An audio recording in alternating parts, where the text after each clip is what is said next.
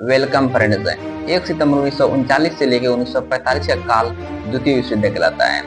द्वितीय विश्व युद्ध में 7 से 8 करोड़ लोग मारे गए थे, जिनमें 5 करोड़ आम नागरिक थे और 3 करोड़ फौजी थे, यानी सोल्जर थे। द्वितीय विश्व युद्ध के समय पूरी दुनिया के देश 2 गुट में बटे हुए थे, जिनमें पहले गुट में अमेरिका, फ्रांस, रूस, चाइना, पोलैंड थे, जबकि दूसरे गुट में सिर्फ 3 ही देश थे, जर्मनी, इटली और जापान। देखिए, प्रथम विश्व युद्ध के समय ही जर्मनी के कुछ इलाकों पर अन्य देश ने कब्जा कर लिया था, लेकिन 1933 की बात है जब जर्मनी की सत्ता हिटलर के हाथों में आई। हिटलर को यह देखा नहीं गया कि उन्हीं के देश पर अन्य देशों को कब्जा है, तो उन्होंने अगल बगल के देशों को हथियाना शुरू कर दिया। सबसे पहले हिटलर ने पोलैंड पर आक्रमण किया और 1 महीने के पश्चात ही पोलैंड को अपने कब्जे में कर लिया।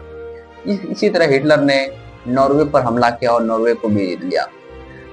तब एक साथ 15 लाख सैनिक के साथ हिटलर ने फ्रांस पर आक्रमण किया और बहुत घमासान युद्ध के पश्चात फ्रांस को भी अपने कब्जे में कर लिया।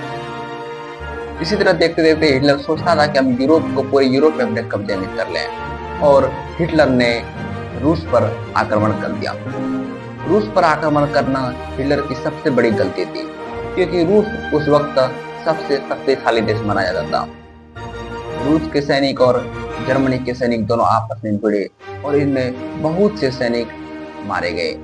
इनमें ज्यादातर सैनिक जर्मनी के मारे गए थे, और उस वक्त अमेरिका ने भी जर्मनी पर आक्रमण कर दिया।